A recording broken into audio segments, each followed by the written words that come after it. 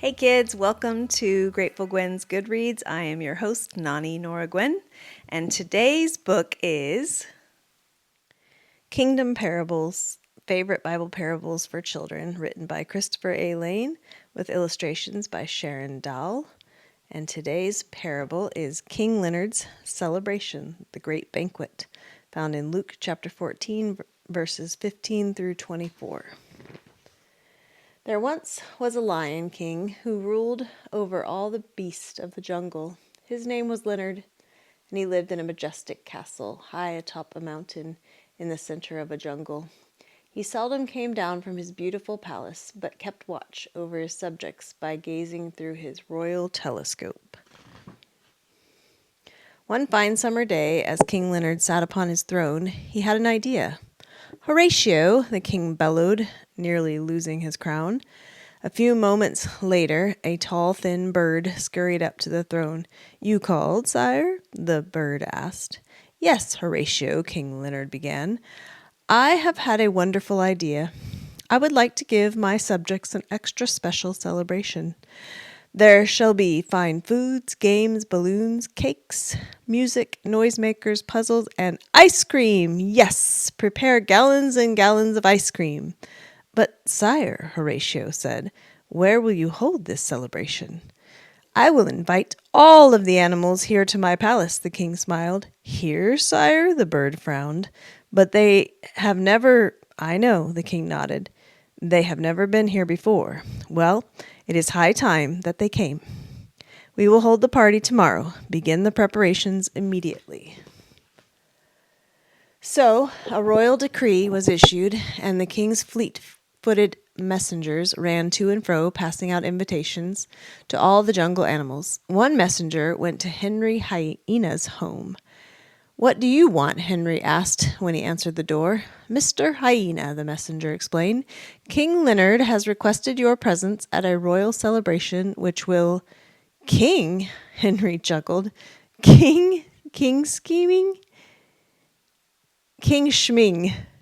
You don't expect me to believe that nonsense, do you? King Leonard is a joke. He's not even real. Nobody's ever seen him. Then I take it you won't be attending his party?" the messenger asked. "You don't give up, do you?" Henry laughed. "I'd really like to," he jested, "but I just bought the Sahara Desert and thought I'd go take a look at it. Get it? I bought the Sahara Desert." And before the royal messenger could say another word, Henry slammed the door in his face. At the house of Zelda the zebra, another messenger was knocking at the door. His arrival was announced by the barking of Miss Zebra's two energetic dogs. "Who is it?" she asked without opening the door. "A royal messenger come to invite you to King Leonard's celebration," the messenger said. "There will be music and plenty of food and—" "Are you telling me that mean old lion is having a party?" Zelda exclaimed. "I suppose I'm going to be the main course." "Oh, no," the messenger tried to explain. "Certainly not." "Listen," Zelda said sternly, "I just bought a pair of fierce watchdogs, and I'll be too busy teaching them to attack intruders than to go to any party." "Then good day to you, ma'am," the messenger said, marking Miss Zebra's name off of his list. Another messenger approached at the house of Marvin Monkey and rang the doorbell. After a brief pause, the door opened, and out swung Marvin. "Good morning, Mr. Monkey," the messenger said brightly. "I have come to ask if you would like to attend King Leonard's celebration." "Nah," Marvin shook his head. "Me and the miss just got hitched." "Well, congratulations," the messenger said. "So we ain't coming," the monkey said, and he turned to scamper back up the vine. "I'm sure the king will be disappointed," the royal messenger called after him, but Marvin had already swung into the house and slammed the door behind him. Meanwhile, back at the palace, King Leonard was pleased to see that the preparations in the grand ballroom were nearly complete. "Good afternoon, sire," Horatio said with a salute. "The royal dessert makers are ready to commence with the ice cream at your word." King Leonard returned to the cluster of cooks waiting near the ice cream making equipment. "Gentlemen," the king said, raising his paw into the air, "let the ice cream begin." This sent the cooks into a frenzy of measuring, pouring, and stirring. "You have done a fine job, Horatio," the king said, patting the thin bird on the back. "A fine job indeed." Just then, one of the royal messengers came in and whispered something to Horatio. "I'm afraid I have some bad news, sire," the thin bird said with a frown. "What is it?" the king asked. "Are any of my subjects unable to attend the celebration?" Horatio nodded and began reading from a list the messenger had handed him. "Henry Hyena, Zelda the zebra, Marvin the monkey," he read. "How terrible!" the king exclaimed. "Wally Water Buffalo, Sam the snake, and his sister Susie, Hubert Hippopotamus, Elizabeth the elephant. Oh my," the king moaned, putting a paw over his face. "Patricia Panther, Charles the cheetah, Oliver the orangutan, Gregory Gorilla. None of them will be attending?" King Leonard asked, his face filled with disappointment. "Then tell me, Horatio, who can come?" "No one, sire," the thin bird said quietly. "No one will be coming to your celebration." Horatio had never seen King Leonard look so sad. "I'm very sorry, sire," the bird said, trying to comfort the king. "Would you like me to have the decorations taken down and the food put into the royal refrigerators?" The king nodded glumly. "And what shall I do about the ice cream, sire?" he asked. "It will certainly not save," the king said with a sigh. "It must be disposed of. See to it." Horatio was about to carry out the order when King Leonard had another idea. "Wait, Horatio," the king roared. "Allow the cooks to continue with the royal ice cream." "But, sire, who will eat it?" Horatio asked. King Leonard stroked his mane and thought out loud. "My own subjects will not attend, eh? Then we shall carry on without them. Summon my messengers once again." Horatio saluted and bowed. "Royal messengers," he squawked.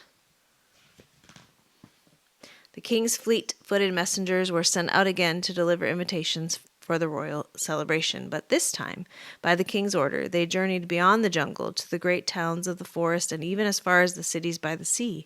As they went, they handed out invitations for King Leonard's party to everyone they met. Many of these animals were dirty, some had only rags for clothes, yet they skipped about with joy when they heard the news and gladly agreed to attend the celebration.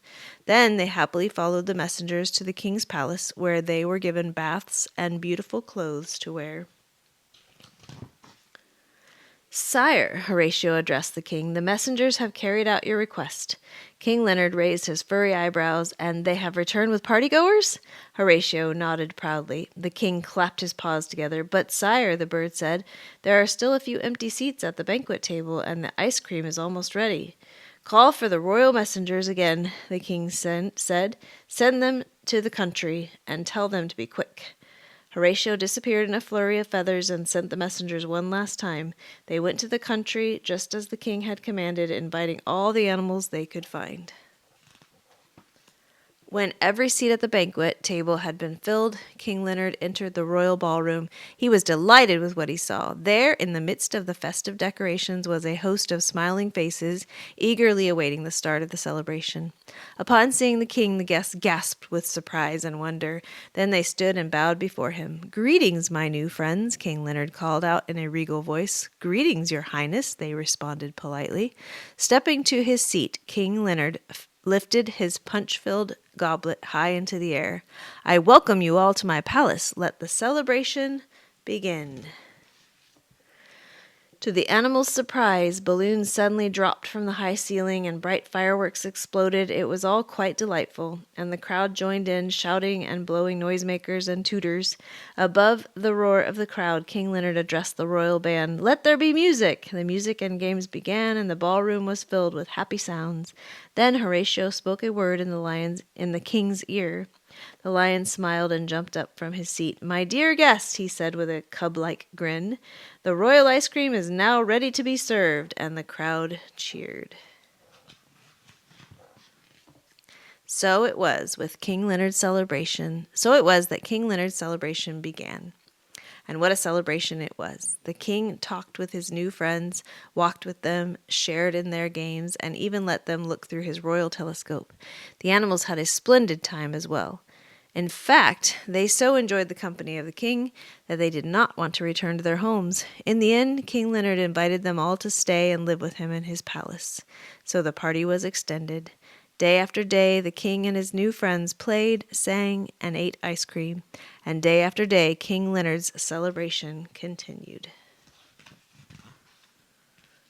You can read a story like this in the Bible. Jesus told it in Luke chapter 14, verses 15 through 24. When one of those at the table with him heard this, he said to Jesus, "Blessed is the man who will eat at the feast in the kingdom of God."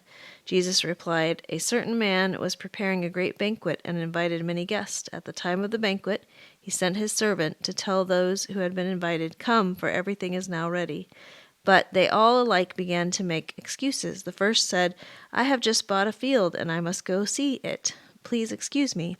Another said, 'I have just bought 5 yoke of oxen and I'm on my way to try them out. Please excuse me.'